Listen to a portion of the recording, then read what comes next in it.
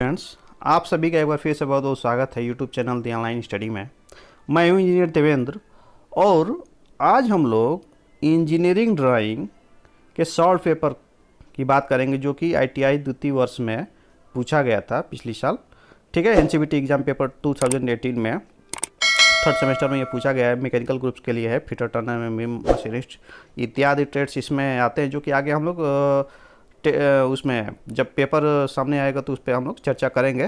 तो ये ज़रूरी है कि हम लोग पहले से ही प्रैक्टिस कर लें कि सेकेंड ईयर में इंजीनियरिंग ड्राइंग में कैसा क्वेश्चन आता है और क्या उसका सॉल्यूशन होता है। तो चलिए हम लोग पेपर की तरफ आगे बढ़ते हैं।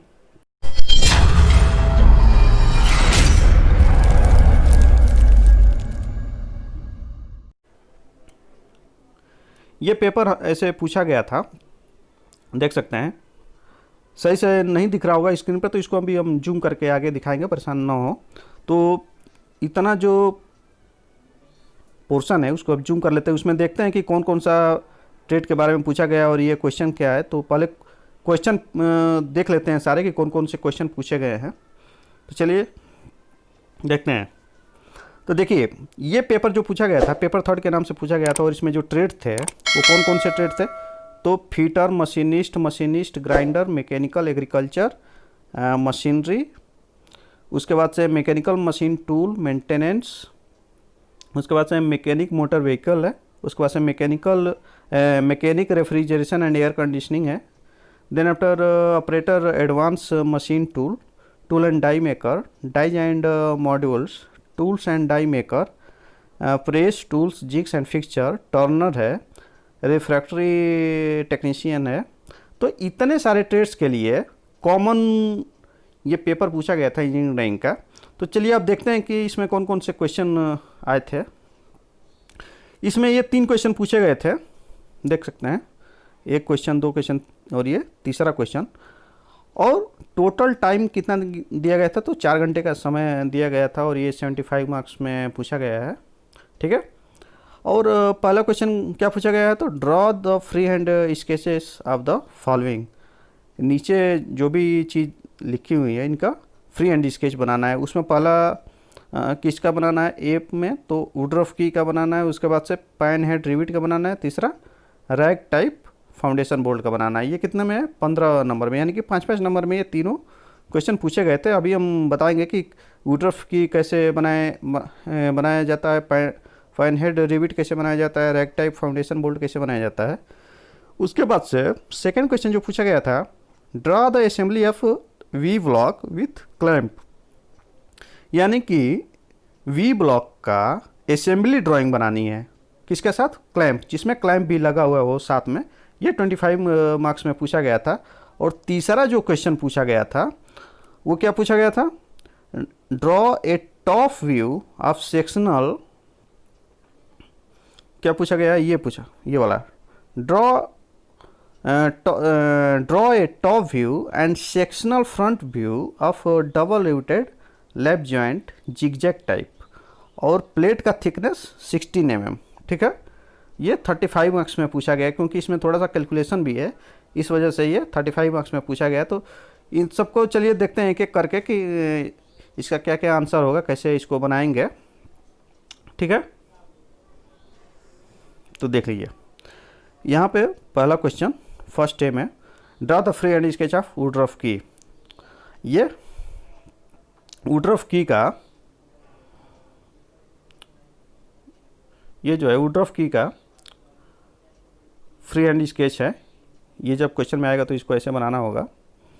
ठीक है, अब दिमाग में आता है कि वुडरफ की का क्या होता है। तो ये दरअसल एक आप लोगों की जानकारी के लिए बता देना चाहता हूँ कि वुडरफ की का प्रयोग जो है पुली या हब जो होती है, ये जैसे ये सेक्शनल व्यू दिखाया गया है तो ये पुली या हब है।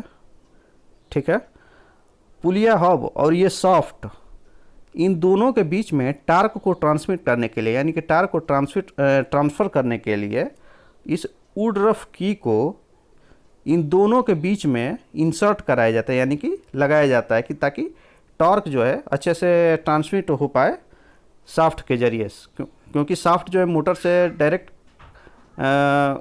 कांटेक्ट में होती है और मोटर जब घूमता है तो शाफ्ट को घुमा रहा होता है। अब शाफ्ट को घुमा रहा होता है तो ज़रूरी है कि वो पुली को भी घुमाए या हब के साथ घुमाए, जो उसके अन्य मैकेनिकल इक्विपमेंट हमको चलाने होते हैं। तो इसके लिए इस वुडरफ की को यहाँ पे इंसर्ट कराया जाता है। देखिए यहाँ पे इंसर्ट कराया गया है यहाँ पे, ठीक है। तो समझ में आ गया होगा कि ये किस लिए प्रयोग में लाया जाता है। चूँकि हमको ये सब चीज़ें नहीं लिखनी है, केवल आप लोगों की जानकारी के लिए बता रहा था। जैसे ये पेपर में जब आ जाएगा तो ये पूरा फिगर जो है हम बना देंगे, और जो ये बार की लाइनें हैं वो मैं बताया था टाइप्स ऑफ लाइन में कि ये ऑब्जेक्ट लाइन बोली जाती हैं। तो इसको थोड़ा सा हमें डार्क बनाना है बाकी के कंपेरिजन में। जैसे कि ये जो सेंटर लाइन बनाई गई है ये हल्की बनाई जाएगी। पेंसिल से ही जब बनाएंगे तो बिल्कुल हल्के हाथों से ये सेंटर लाइन बनाएंगे। चाहे ये जो सेक्शन लाइन बनाएंगे इसको भी हल्के लाइन से बनाएंगे, बाकी ये सारी चीज़ें थोड़ा सा डार्क बनाएंगे, ठीक है। तो चलिए अब आंसर नंबर 1B की तरफ चलते हैं। आंसर नंबर 1B में क्या पूछा गया था? Draw the free hand sketch of pine head rivet. तो पाइन हेड रिविट को ऐसे बना देंगे। इसमें भी वही सेम प्रोसेस है कि जो ये बाहर की ये लाइनें हैं रिविट की, ये जैसे ये सारी लाइनें जो हैं उसको डार्क बनाएंगे। अब बाकी ये जो ये एक्सटेंशन लाइन है, चाहे ये डायमेंशन लाइन है, चाहे ये फिर सेक्शन लाइन बनाई गई है, यहाँ पे ये सेक्शन लाइन बनाई गई है, चाहे ये डायमेंशन लाइन ये जो बनाई गई है इसको, चाहे ये प्रोजेक्शन लाइन इसको बोलते हैं, ये सारी जो है बिल्कुल ही लाइट बनाएंगे, बिल्कुल ही हल्के हाथों से बनाएंगे, बिल्कुल ही हल्की दिखनी चाहिए। अब बाकी कि ये वाला जो अभी मैं बता रहा था, ये जो रिविट का फिगर है ऐसे यहाँ पे ये सारा चीज़ ये हम डार्क बनाएंगे, ठीक है। तो इतना समझ में आ गया होगा।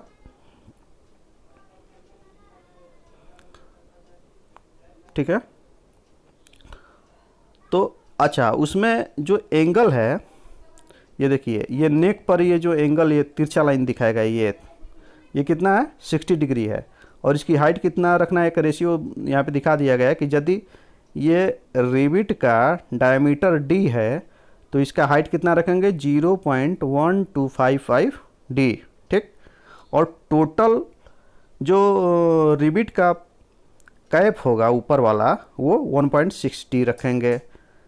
कैप का ये जो हाइट है वो कितना रखेंगे? 0.7 d रखेंगे, ठीक है। तो ये सारा चीज़ रेशियो भी हम साथ में दिखा देंगे, ठीक है। तो चलिए अब तीसरे क्वेश्चन की तरफ आगे बढ़ते हैं। तीसरा क्वेश्चन हमारा ये पूछा था कि draw the free hand sketch of rag type foundation bolt. तो रैग टाइप फाउंडेशन बोल्ट कुछ इस टाइप से होता है। हम free hand generally normally pencil से बना लेंगे। अब इस जो बोल्ट होता है रैग टाइप फाउंडेशन बोल्ट का, जो ये ऊपर वाला बोल्ट होता है उसका डायमीटर जो है कितना होता है? d यदि रखेंगे, एक इसमें भी रेशियो दे देना है। यदि d रखते हैं तो ये नीचे वाला जो सिरा है वो कितना रखना है? 2d रखना है। कितना रखना है? 2d रखना है, ठीक। जैसे ये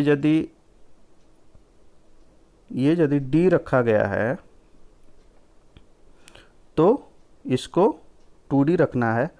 और जो इसके अंदर में ये फिल करना है, भरना है, वो क्या चीज़ भरना है? सल्फर या लीड। तो वो कितने में भरना है? 3D में। इसका रेशियो कितना रहेगा? 3D। इसका हाइट कितना है? तो ये 5D है। इसका हाइट कितना है? तो D है। ये सारा कुछ रेशियो भी हमें दिखा देना है साथ साथ में, ठीक है। तो चलिए अब दूसरे क्वेश्चन की तरफ आगे बढ़ते हैं। दूसरा क्वेश्चन हमारे ये पूछा था कि draw the assembly of V block with clamp. तो देखिए ये यू क्लैंप है और ये वी ब्लॉक है, ठीक है। अब ये इस स्क्रू का काम क्या होता है? यहाँ पे जैसे जॉब एक रहता है, रॉड एक यहाँ पे रख लीजिए, जैसे ऐसे एक रॉड रहेगा। इसको ये क्या करता है? इधर से ये रॉड ऐसे रॉड है, इस रॉड को स्क्रू के थ्रू जो है फिक्स कर दिया जाता है इस पर, वी ब्लॉक पर। और अपना काम किया जाता है। तो चूँकि जब पेपर में पूछेगा तो हमको ये पिक्चोरियल व्यू ना बना करके ये फिगर नहीं बनाना है, ये पिक्चोरियल व्यू नहीं बनाना है। ये आपको हम समझाने के लिए बस दिखा रहे थे कि वी ब्लॉक में क्लैम्प के साथ कैसा फिगर होता है। तो इसको बनाना नहीं है, इसको अगले स्लाइड पे हम बताते हैं कि क्या बनाना है। उसमें जो है हमें फर्स्ट एंगल प्रोजेक्शन या थर्ड एंगल प्रोजेक्शन में 2D व्यू बनाना होता है, ठीक है। Assembly of V block with clamp, तो जब भी पूछेगा तो हम ये वाला फिगर बनाएंगे, वो या तो फर्स्ट एंगल प्रोजेक्शन में बनाएंगे या थर्ड एंगल प्रोजेक्शन में बनाएंगे। अब चूंकि इसको जूम करके हम दिखा देते हैं, ये हमारा क्या है, हैंडल है, ये स्क्रू है। अब देखिए सब में साथ साथ पे नंबरिंग कर दिया जाता है। अब नंबरिंग करने से क्या फ़ायदा होता है, लास्ट में हम बता देते हैं कि लास्ट में सबको एक ब्लॉक के अंदर लिख दिया जाता है नंबरिंग करके कि ये पार्ट है, ये पार्ट है। ये क्या चीज़ है, यू क्लैम्प है।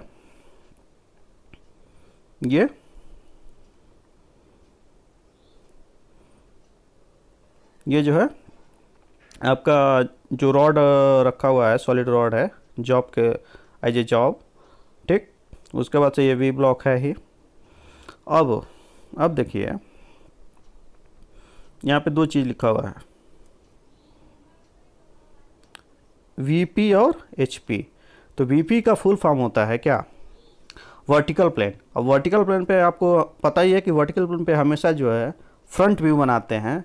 और नीचे जो एचपी लिखा हुआ है, रिफरेंस लाइन एक्स वाई जो ये लिखा हुआ है, इसको क्या बोलते हैं, रेफरेंस लाइन बोलते हैं। इसको भी याद कर लीजिए, कहीं कंपटीशन एग्जाम में पूछ सकता है कि एक्स वाई को कौन सा लाइन बोलते हैं। तो ये क्या है, रेफरेंस लाइन है। अब रेफरेंस लाइन के ऊपर में वीपी लिखा हुआ है, यानी कि वर्टिकल प्लेन। वर्टिकल प्लेन यानी कि ऊर्ध्वाधर समतल, ठीक। यानी कि ऊर्ध्वाधर समतल पे कौन सा फिगर बनाते हैं, तो हमेशा फ्रंट व्यू बनाते हैं। एचपी यानी कि हॉरिजॉन्टल प्लेन पे हमेशा जो है टॉप व्यू या प्लान व्यू बोलते हैं, तो वो बनाते हैं। देख लीजिए उस वी ब्लॉक विथ क्लैम्प का ये कौन सा व्यू है, तो फ्रंट व्यू है, और ये कौन सा व्यू है, तो टॉप व्यू है। अब ठीक इसमें जैसे बनाया गया है, जैसे प्रोजेक्शन गिरा के, ये सारा प्रोजेक्शन देखिए ऐसे गिराया गया ये चीज़ है, ठीक। ऐसे ही हम यदि बनाते हैं अपने पेपर में तो एक भी नंबर कटने वाला नहीं है, और 25 मार्क्स हमको मिल जाएंगे। हाँ, एक चीज़ इसमें और दिखाना होता है, जब भी असेंबली व्यू पूछे तो यहाँ पर एक ब्लॉक बना देते हैं साइड में, ऐसे नंबरिंग कर लेते हैं। यहाँ पे सीरियल नंबर लिखते हैं, क्या लिखते हैं, सीरियल नंबर, और यहाँ पे पार्ट्स लिख देते हैं। अब देखिए यहाँ पे लिख दिए 1 2 3 जितने भी नंबर हों। अब यहाँ पे देखिए एक नंबर में ये क्या लिखा हुआ है, वी ब्लॉक, तो यहाँ पे क्या लिख दिया, वी ब्लॉक। अब देखो यहाँ पे 2 नंबर में क्या चीज़ है, ये यू क्लैम्प को दिखाया गया है, तो यहाँ पे क्या लिख देंगे, यू क्लैम्प दिखा देंगे। तीसरा यहाँ पे देखिए क्या चीज़ दिखाया गया है, तो क्लैंपिंग स्क्रू, तो यहाँ पे क्या लिख देंगे, क्लैंपिंग स्क्रू। ऐसे ही सारे पार्ट्स को यहाँ पे हम लोग दिखाते चले जाएंगे, ठीक है। तो ये पूरा हमारा कंप्लीट ड्राइंग हो जाएगा किसका, assembly of V block with clamp. तो इतना समझ गए होंगे आप। चलिए नेक्स्ट बढ़ते हैं। नेक्स्ट जो तीसरा क्वेश्चन पूछा हुआ था 35 मार्क्स में, कि draw the top view and sectional front view of double riveted lap joint zigzag type है। यानी कि क्या चीज़, ये टॉप व्यू बनाना है और फ्रंट व्यू बनाना है, और फ्रंट व्यू में भी कौन सा बनाना है, सेक्शनल का बनाना है, यानी कि सेक्शन व्यू का फ्रंट बनाना है। और किस चीज़ का बनाते हैं, double riveted lap joint zigzag type, और उसमें प्लेट का थिकनेस कितना है, तो 16 mm है। तो चलिए ये देखते हैं क्या चीज़ें हैं ये सब। ये चीज़ है, ठीक। अब यहाँ पे ये थोड़ा सा मैं समझाने के लिए ये स्लाइड रखा हुआ हूँ, इसको बनाना नहीं है, मैं अभी मैं बताऊँगा कि कौन सा ड्राइंग बनानी है आपको। ये अब देख लीजिए, ये 3 रिविट लगे हुए हैं, ये एक रिबिट है, एक ये रिबिट है, एक ये रिबिट है, ये तीनों एक सीध में लगे हुए हैं। और इन दोनों के बीच में, इसके बीच में और इसके बीच में ये तीसरा लगा हुआ है ऐसे, और इसके बीच में ये ऐसे लगा हुआ है। तो देखिए ये जिगजैग फॉर्म हो रहा है, तो इसलिए इसको हम क्या बोलते हैं, जिगजैग टाइप। वही यदि इस रिबिट के सामने यहाँ पर एक रिबिट रहता, इसके सामने यहाँ पे रिबिट रहता, इसके सामने यहाँ पे एक रिबिट रहता, तो इसको जिगजैग ना बोल के चेन टाइप रिबिट बोलते हैं। कौन सा रिबिट बोलते हैं, चेन टाइप रिबिट बोलते हैं। अब चूंकि ये बिल्कुल यहाँ पे सीध में न लग के दोनों के ऐसे साइड में देखिए लगा हुआ है, तो इसलिए इसको जिगजैग टाइप रिबिट बोलेंगे। तो ये तो क्लियर हो गया। अब इसमें कुछ चीज़ें ये हैं, जैसे देखिए ये सेंटर से लेके इस सेंटर के बीच के डिस्टेंस को क्या बोलेंगे, 2D बोलेंगे। एक चीज़ और, यहाँ पे देखिए D किसको दिखाया गया है, तो जो डाया ऑफ रिबिट है उसको D बोलेंगे। ठीक, यहीं से सारी कहानी शुरू होगी। अब ये और ये, यानी कि डाया ऑफ रिबिट और ये दूसरा डाया ऑफ रिबिट, इन दोनों के सेंटर के बीच का जो डिस्टेंस है वो क्या बोलते हैं, PR = 2D। और यहाँ से यहाँ तक जो ये मार्जिन ये किनारे तक छोड़ा गया वो है 1.5D, और यहाँ से यहाँ तक 1.5D। एक ये चीज़, इस रिबिट और इस रिबिट के बीच की दूरी जो क्या है, PD = 2P + D/3। ये सारी चीज़ें, इन सारी चीज़ों का कैलकुलेशन जो है नेक्स्ट स्लाइड में मैं कर रहा हूँ। बस अभी यहाँ पे एक जनरली देख लीजिए। तो आइए देखते हैं इन सब का कैलकुलेशन। वहाँ पर अभी हम लोग देख रहे थे, देख लीजिए यहाँ पे थिकनेस ऑफ फ्लैट कितना दिया है, 16 mm। इसको हम ध्यान में रखेंगे। अब जब डाया ऑफ रिबिट हमको निकालना होगा, डायमीटर ऑफ रिबिट, यानी कि रिबिट का व्यास कितना है, तो 6√T, कितना, 6√T पढ़े होंगे ये, 6 करणी में T, यानी कि जो थिकनेस है 16, तो 6√T जब ये कर देंगे तो 16, यानी कि 16 का वर्गमूल कितना हो जाएगा, 4 हो जाएगा। तो 6 × 4 यानी कि कितना हो जाएगा, 24 mm। तो डाया ऑफ रिबिट कितना निकल के आ गया, 24 mm निकल गया है। तो अब जो फिगर में जहाँ जहाँ भी D दिखे वहाँ पर कितना हमको लिख देना है, 24 mm। अब निकाल लेते हैं पिच। ठीक है, तो पिच P = 3D, यानी कि अब 3 × D, अब D कितना हम ऑलरेडी निकाले हुए हैं, 24 mm। तो 3 × 24 = कितना आ जाएगा, 72 mm। उसके बाद से row of pitch PR = formula है 0.8 × P, या दो चीज़ है, दोनों में से कोई भी हम लिख सकते हैं।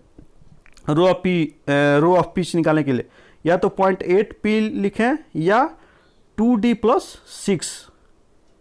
तो 0.8 × P करेंगे, 0.8 × P करेंगे तो हमारा ये आ जाएगा 57.6 mm।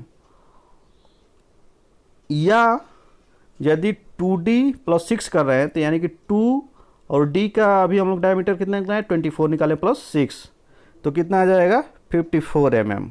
ये दो चीज़ें आ जाएंगी, दोनों में से कोई भी एक हम लिख लेंगे अपने अनुसार, दोनों सही होगा। कैलकुलेशन में ये सारी चीज़ें हमको दिखानी भी हैं, जब भी पेपर में भी पूछेगा तो इस पूरा कैलकुलेशन हमको करना है, चूँकि ये 35 मार्क्स में क्वेश्चन पूछा हुआ है। इसके बाद से हम क्या निकालेंगे, डायगोनल पिच PD =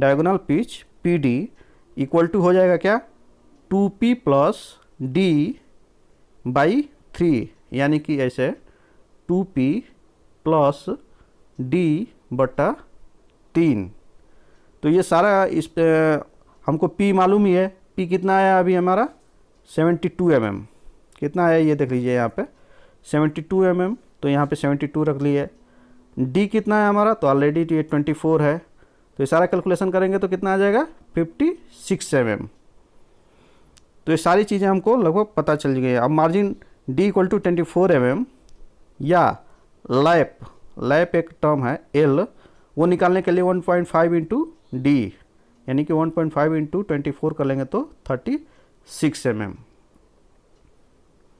तो देख लीजिए dia of rivet D equal to 24 mm हम निकाल लिए, pitch P equal to 72 mm निकाल लिए, row of pitch P R equal to कितना निकाल लिए 57.6 या 54 mm निकाल लिए, diagonal pitch P D equal to कितना निकाल लिए 56 mm निकाल लिए, और लैप एल इक्वल टू निकाल लिए कितना 36 mm।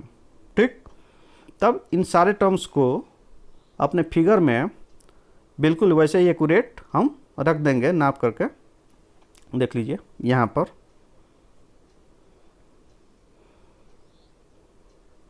पहले तो ऐसे देख लीजिए, हमको जब पेपर में पूछेगा तो हमको ये वाली ड्राइंग बनानी है। इसको थोड़ा सा जूम कर लेते हैं ऐसे। अब देखिए ये पी आर पूछा हुआ है ना, तो P R equal to already हम निकाल चुके हैं, एल इक्वल टू निकाल चुके हैं, ये मार्जिन एम इक्वल टू निकाल लिए हैं, टी इक्वल टू ऑलरेडी दिया हुआ है। ठीक, इसके बाद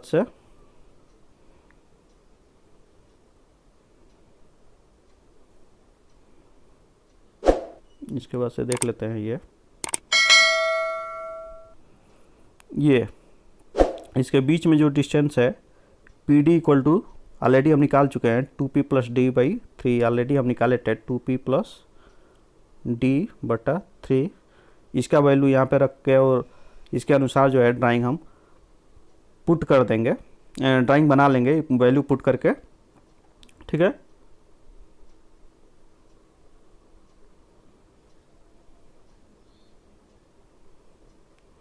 तो ये ड्राइंग बना करके पहले तो वैल्यू निकालेंगे। वैल्यू निकालने के बाद ये सारा जो डायमेंशन हम ऑलरेडी निकाले हुए हैं, यहाँ पे डायमेंशन ये जो ऑलरेडी निकाले हुए हैं, dia of rivet D equal to 24 mm, pitch P equal to 72 mm, row of pitch P R equal to कितना 57.6 और 54 mm, या diagonal pitch P D equal to 56 mm, या lap L equal to 36 mm।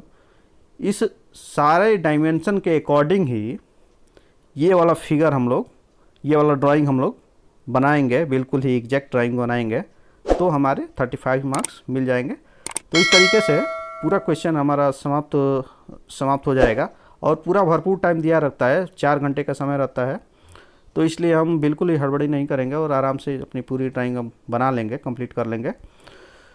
तो thanks for watching this channel. Please like and share with your friends to this YouTube channel, The Online Study by